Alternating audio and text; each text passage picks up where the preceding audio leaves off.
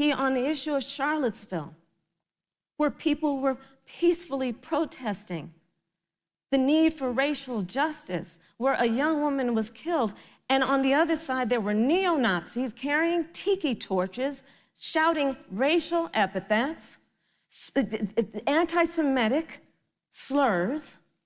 And Donald Trump, when asked about it, said there were fine people on both sides. Let's remember Charlottesville, where there was a mob of people carrying tiki torches, spewing anti-Semitic hate. And what did the president then at the time say? There were fine people on each side. On Charlottesville, that story has been, as you would say, debunked. Laura Ingraham, Sean Hannity, Jesse, all of these people, they covered it. If they go an extra sentence, they will see it was perfect. It was debunked in almost every newspaper, but they still bring it up. But you also had people that were very fine people on both sides. You had people in that group, excuse me, I saw the same pictures as you did. You had people in that group that were there to protest the taking down of, to them, a very, very important statue and the renaming of a park from Robert E. Lee to another name. Well, no, George Washington was a slave owner. Was George Washington a slave owner?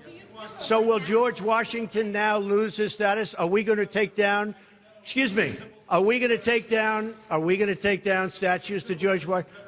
How about Thomas Jefferson? What do you think of Thomas Jefferson? You like him? Okay, good. Are we going to take down the statue? Because he was a major slave owner. Now we're going to take down his statue.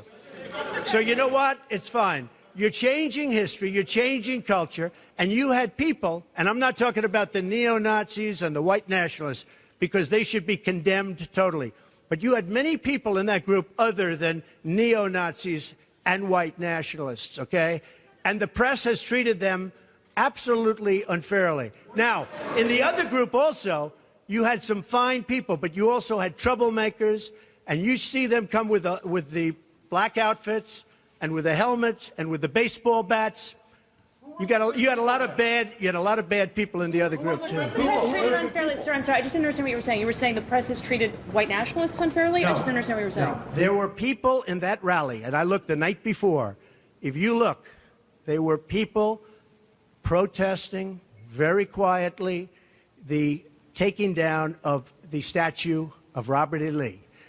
I'm sure in that group there were some bad ones. The following day it looked like they had some rough, bad people, neo-Nazis, white nationalists, whatever you want to call them. But you had a lot of people in that group that were there to innocently protest and very legally protest because, you know, I don't know if you know, they had a permit. The other group didn't have a permit. So I only tell you this, there are two sides to a story. I thought what took place was a horrible moment for our country, a horrible moment.